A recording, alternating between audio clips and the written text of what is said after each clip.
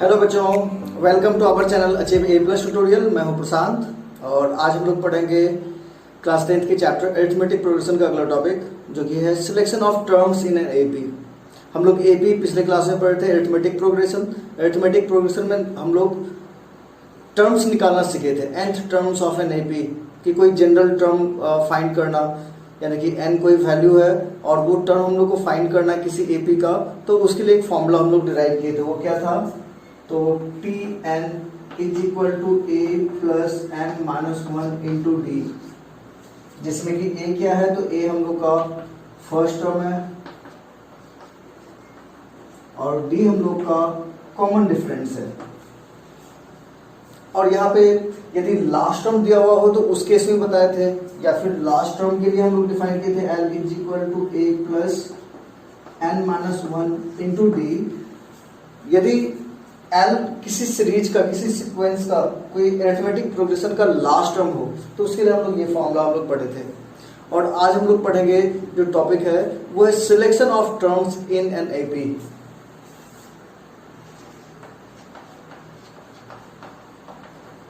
Selection of terms in an AP.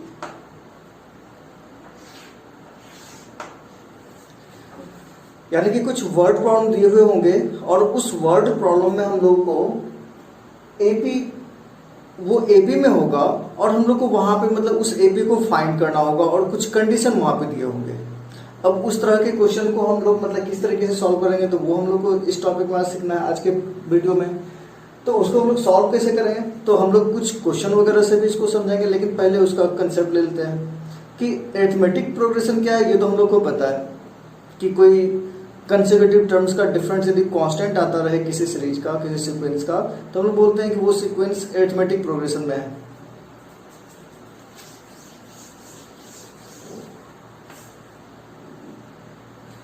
यानी कि एक एपी का मतलब यदि कोई टर्म हम लोग बोले T1, T2, T3, T4 और ऐसे ऐसे कई सारे, ये एपी में कहलाएगा इफ इस दोनों का डिफरेंस, इस दोनों का डिफरेंस, इस दोनों का डिफरेंस वो सारा सेम हो। यानी कि T4 minus T3 is equal to T3 minus T2 is equal to T2 minus T1। तो इसको हम लोग क्या बोलेंगे कि ये एपी में है। अब जैसे कुछ क्वेश्चन ऐसा हो सकता है कि किसी कुछ कंडीशन दिया हुआ होगा कि मान लो कि ये कहा जाए कि 4 नंबर हैं और वो चारों नंबर एपी में है, और उसके बाद कुछ कंडीशन दिया होगा कि चलो उसके सम या उसका प्रोडक्ट कुछ है, तो उस केस में हम लोग उन सारे नंबर्स को क्या माना जाए, क्योंकि वहां पे तो हम लोग को कुछ नहीं पता वो नंबर क्या है। तो उस नंबर के बीच में रिलेशन हम लोग को पता है कि वो अरिथमेटिक प्रोग्रेशन वाला रिलेशन हम लोग यूज कर सकते हैं, यानी कि ए प्लस डी, ए प्लस 2d, ये सारा। तो यदि T1 यदि a है तो T2 a plus b, T3 a plus 2d, T4 a plus 3d।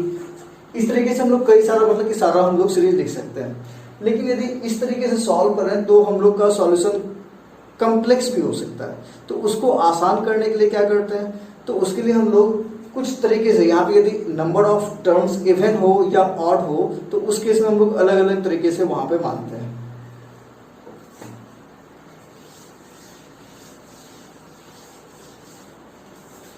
जैसे कि यदि 3 टर्म एपी हो तो सबसे पहला हम लोग पढ़ते हैं अरिथमेटिक मीन। यानी कि यदि ए, बी और सी ये तीनों एपी में हो, यदि ये तीनों एपी में है तो क्या होगा, तो कंसेक्यूटिव टर्म का डिफरेंस सेम होगा। यानी कि हम लोग बोल सकते हैं कि इस दोनों का डिफरेंस यानी कि b minus a is equal to इस दोनों का डिफरेंस यानी कि c माइनस बी। अब यदि b को हम लोग एक साथ कर दें तो ये b इस साइड आएगा तो b प्लस बी यानी कि 2b, और ये a इधर आएगा तो इज इक्वल टू ये प्लस में हो जाएगा यानी कि a प्लस सी। तो इस b को, या फिर हम लोग इसको ऐसा लिख सकते हैं b is equal to 1/2 into a plus c, और इस b को हम लोग अरिथमेटिक मीन बोलेंगे। यानी कि 3 टर्म हो तो, और b जो बीच वाला टर्म है उसको हम लोग यहाँ अरिथमेटिक मीन बोलते हैं। अब यदि कुछ क्वेश्चन हो, जैसे कि अभी बताया कि कुछ क्वेश्चन ऐसा हो सकता है कि उसमें टर्म्स बोले जाए कि एपी में है और कुछ कंडीशन दिए हुए हो तो उस केस में हम लोग कैसे कैसे मानेंगे? तो सबसे पहला जो नंबर ऑफ टर्म्स है,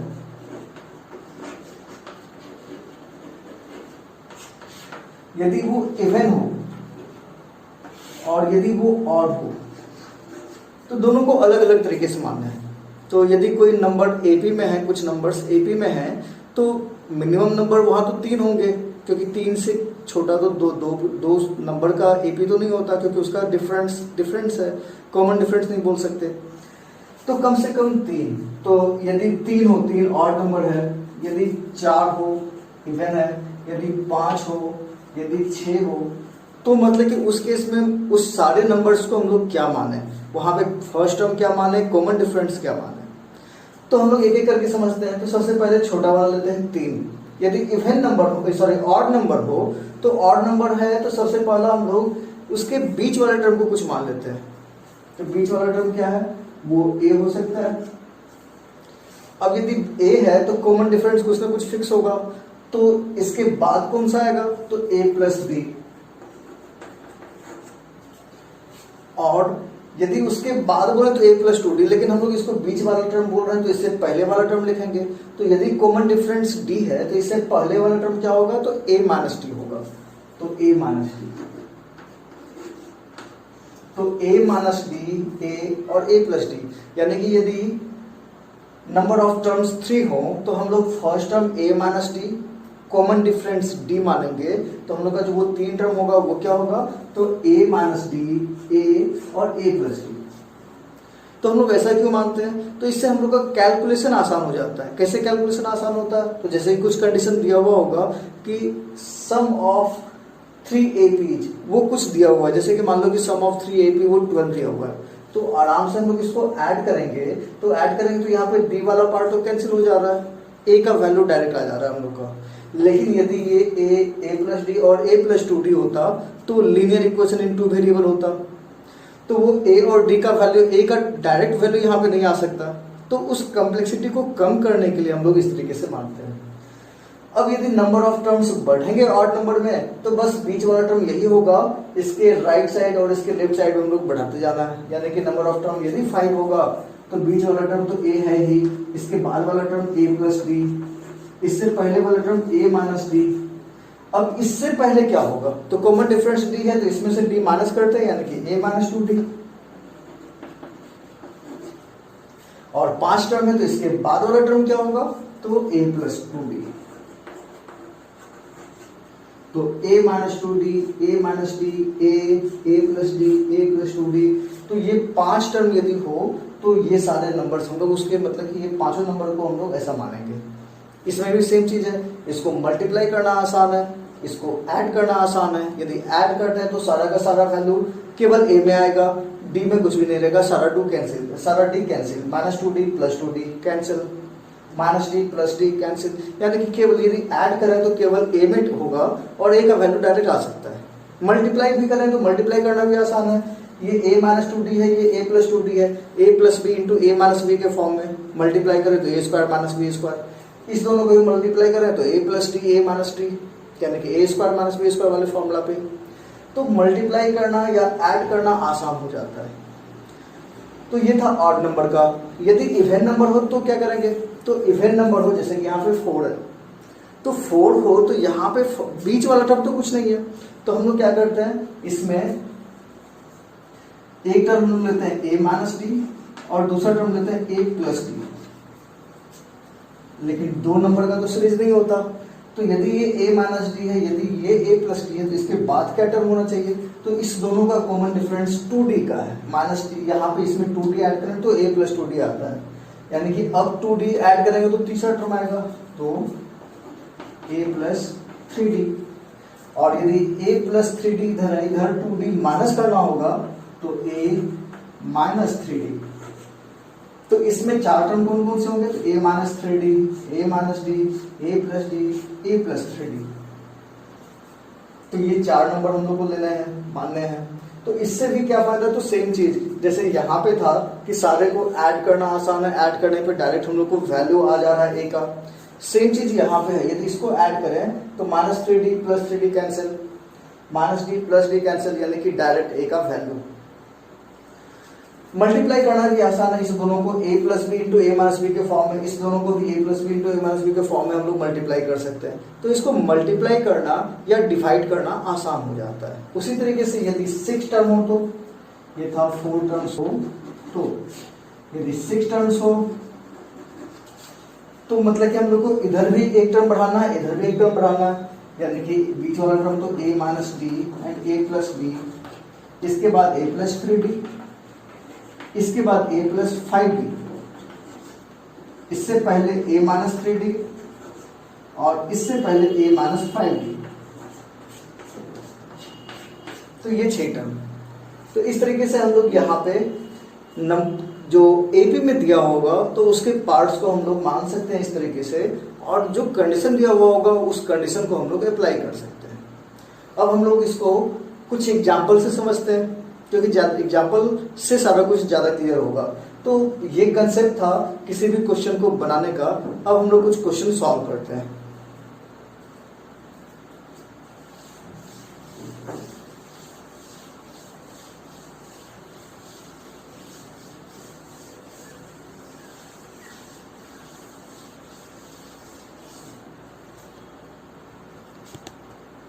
तो जैसे कि मेरे एक बुक है और उसमें कुछ क्वेश्चंस दिए हुए हैं, तो उस क्वेश्चन को देखा जाए एक बार।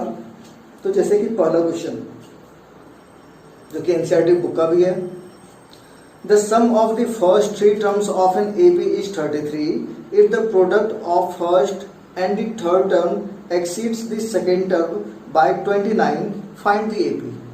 अब क्वेश्चन में क्या कहा जा रहा है, the sum of the first 3 terms of N AP is 33, यानी कि 3 टर्म्स हैं किसी एपी के जिसका सम 33 है।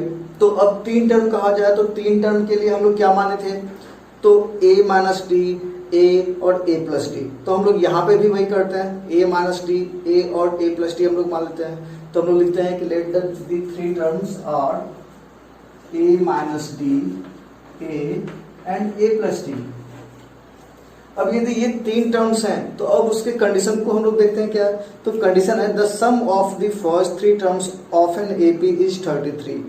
तो फर्स्ट 3 टर्म को हम लोग यहाँ पे a माइनस डी, a और a प्लस डी बोले हैं, और इस तीनों का सम यदि 33 है तो वो क्या होगा, तो a minus d plus a plus d is equal to 33। अब इसको हम लोग सॉल्व करते हैं। सिंपल सा इक्वेशन है, a प्लस a यानी कि 3a minus d plus D cancel, यानी कि 33, यानी कि a का वैल्यू क्या है, तो 11। तो चलो a का वैल्यू तो हम लोग को डायरेक्ट आ चुका कि वो 11 होगा। अब इसके बाद अगले कंडीशन पे आते हैं कि अगला कंडीशन क्या है। तो अगला कंडीशन है कि if the product of first and third, तो फर्स्ट टर्म क्या है, तो a माइनस डी, और थर्ड टर्म क्या है, तो a प्लस डी, यानी कि ये हम लोग का फर्स्ट टर्म है, ये सेकेंड टर्म है, और ये हम लोग का थर्ड टर्म है। तो क्वेश्चन में कहा जा रहा है कि the product of first and third term exceeds the second term by 29, वो सेकेंड टर्म से 29 ज्यादा है, यानी कि इस दोनों का प्रोडक्ट, यानी कि a minus b into a plus d, वो जो सेकेंड टर्म है उससे 29 ज्यादा है। तो उसके लिए हम लोग को सेकेंड टर्म में 29 ऐड करना होगा। तो ये क्वेश्चन है कि if the product of first and third term exceeds the second term by 29, find AP. तो हम लोग को अब एपी फाइंड करना है। तो ये कंडीशन था, 2 कंडीशन था। पहला सम वाला कि उस 3 टर्म का सम 33 है, और दूसरा कंडीशन था कि फर्स्ट एंड थर्ड टर्म का प्रोडक्ट सेकेंड टर्म से 29 ज्यादा है, इसलिए इसको इक्वल करने के लिए 29 यहाँ ऐड कर दिया हम लोग। अब यदि हम लोग सॉल्व कर रहे हैं तो ये क्या है, तो a minus d into a plus d, यानी कि a square minus d square is equal to a plus 29। अब हम लोग आराम से सॉल्व करते हैं, क्योंकि हम लोग को a का वैल्यू पता है तो आगे सॉल्व करना आसान है। a का वैल्यू हम लोग रख दें यदि 11, तो 11 का square minus d square is equal to 11 plus 29। तो 11 का square 121 minus d square is equal to 29 plus 11 40, और यदि इस 40 को इस साइड कर दें तो d square is equal to 121 minus 40।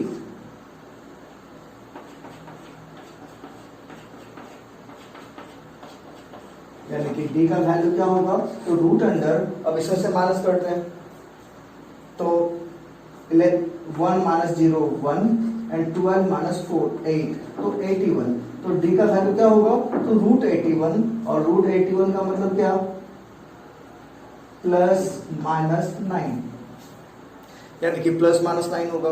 अब हम लोग यहाँ पे वैल्यू रख देखते हैं, यानी कि जो वो 3 टर्म है क्या क्या है, तो पहला 11 माइनस डी यानी कि माइनस 9, दूसरा 11 और तीसरा 11 प्लस 9, यानी कि हम लोग बोल सकते हैं 11 माइनस 9 कितना, तो 2। दूसरा टर्म 11 और तीसरा टर्म 11 प्लस 9 यानी कि 20। उसी तरीके से हम लोग यहाँ पे यदि माइनस 9 हो तो पहला टर्म 11 प्लस 9, दूसरा टर्म 11 और तीसरा टर्म 11 माइनस 9, यानी कि 20 11 एंड 2। तो ये दो सेट हो सकते हैं हम लोग के आंसर के। तो ये था हम लोग का, यानी कि जो सीरीज होगा हम लोग का, वो सीरीज कुछ ऐसा हो सकता है कि उसका फर्स्ट टर्म 2 हो और सेकेंड टर्म 11, थर्ड टर्म 20 और इसके बाद मतलब इसके आगे वाले हम लोग को ए भी फाइंड करना था। दूसरा सीरीज हो सकता है 20 11 2 और इस तरीके से, दोनों का कंडीशन मतलब कि उसी तरीके से फुलफिल हो रहा है, तो दोनों आंसर हो सकते हैं। यानी कि 2 एपी होगा, एक में मतलब कि फर्स्ट टर्म 2 और कॉमन डिफरेंस 9, और दूसरे में first term 20 and common difference 9।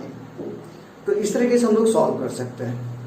तो हम लोग कुछ और क्वेश्चन सॉल्व करते हैं, एक क्वेश्चन और देखते हैं हम लोग।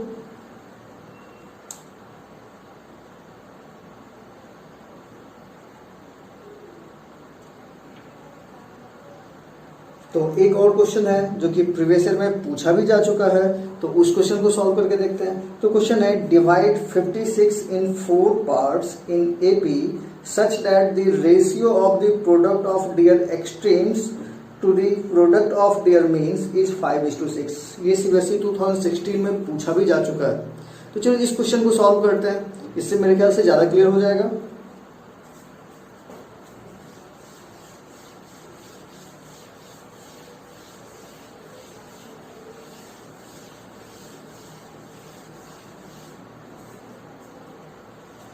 ठीक है, तो क्वेश्चन क्या है, तो क्वेश्चन एक बार फिर से रिपीट करते हैं, और यदि सारा कुछ आप लोगों को समझ में आ चुका तो क्वेश्चन लिखना है और उसके बाद खुद से सॉल्व करना है, वो ज़्यादा बेहतर होगा। और ना बने तो उसके बाद फिर मैच करना है यहाँ से।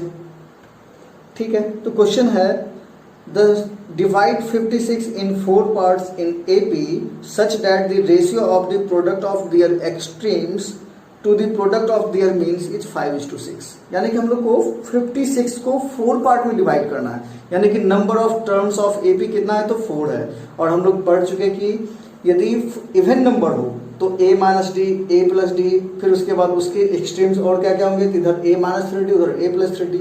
यानी कि यदि 4 टर्म्स हैं तो हम लोग उस 4 टर्म्स को मान लेते हैं, एक है a माइनस डी, दूसरा a प्लस डी, तीसरा यदि हम लोग बोले तो a प्लस 3d, और इधर से चौथा बोले तो first term a minus 3d।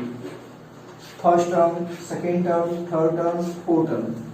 अब यहाँ पे क्वेश्चन में क्या क्या है, तो डिवाइड 56 इन 4 पार्ट्स, 56 को 4 पार्ट में बांटना है, तो वो 4 पार्ट्स यही 4 होंगे, यानी कि इस चारों को मिला के 56 आना चाहिए। तो पहला कंडीशन हो गया कि sum of these terms is equal to 56, यानी कि a minus 3d plus a minus b plus a plus d plus a plus 3d is equal to 56। सारे को सम कर दें तो a plus a plus a plus a 4d 4a और minus 3d plus 3d cancel, minus d plus d cancel is equal to 56। यानी कि a का value कितना, तो 56 डिवाइड बाय 4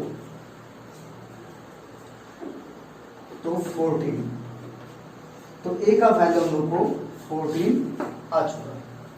अब उसके अगले कंडीशन पे आते हैं। तो कंडीशन क्या दिया हुआ है, तो such that the ratio of the product of their extremes to the product of their mean is 5:6।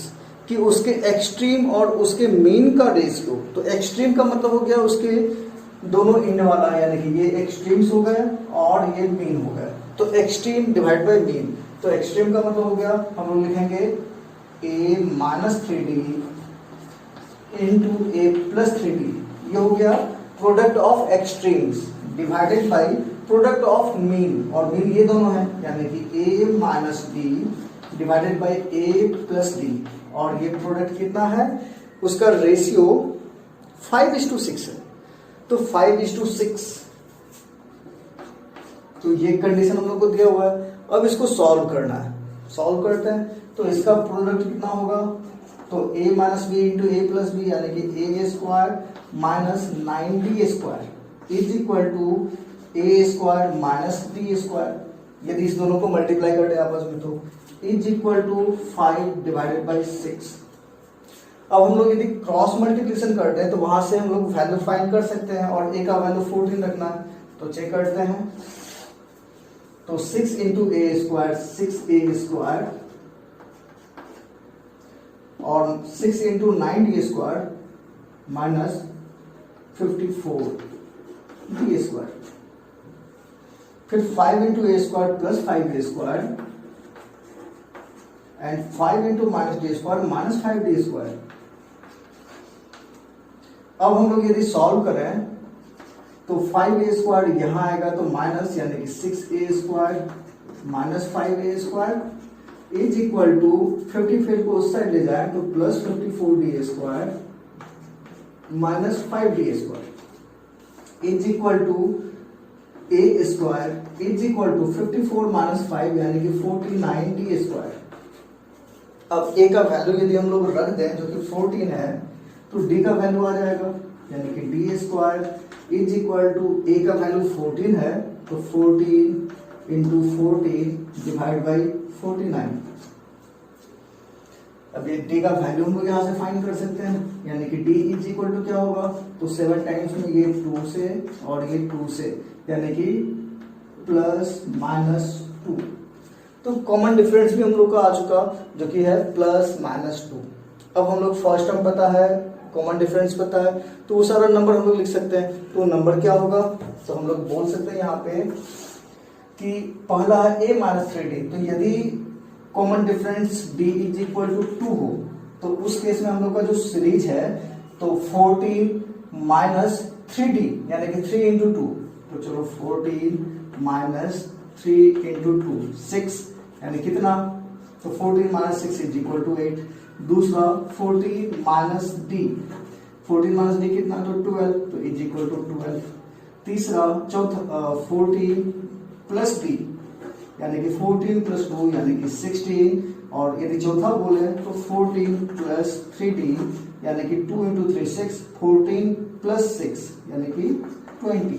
तो हम लोग का सीरीज क्या है, तो 8 12 16 20, यानी कि वो चार नंबर क्या है, तो 8 12 16 एंड 20।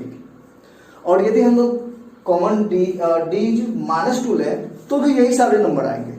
चेक करके हम लोग देखते हैं, यदि d का वैल्यू -2 रखते हैं तो फर्स्ट टर्म 14 माइनस 3 इंटू -2 यानी कि प्लस, तो वो 14 प्लस 6 यानी कि 20 आ जाएगा। उसी तरह से 14 प्लस डी 16 होगा, 14 माइनस डी हो जाएगा, यहाँ पे d का वैल्यू माइनस रखें तो वो हो जाएगा 12, और यहाँ 14 माइनस 3d वो हो जाएगा 8। यानी कि यदि हम लोग d का वैल्यू प्लस लें या माइनस लें कोई फर्क नहीं पड़ता, वो चार नंबर यही होंगे। तो हम लोग बोल सकते हैं कि हम लोग का जो वो चार नंबर है वो क्या है, तो वो है 8 12 16 एंड 20।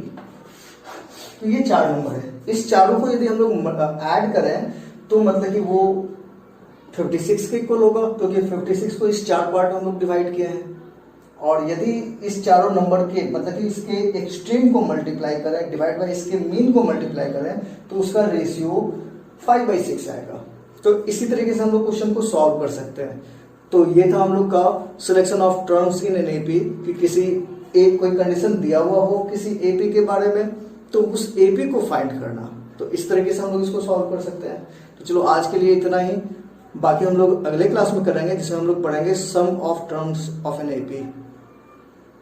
Thank you.